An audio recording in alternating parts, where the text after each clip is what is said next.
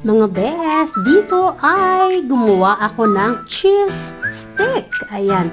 Sarap nito guys. Bigla ko lang na-miss kasi wala nang tigil ang ulan at ayokong malungkot. At the same time, napagod ako.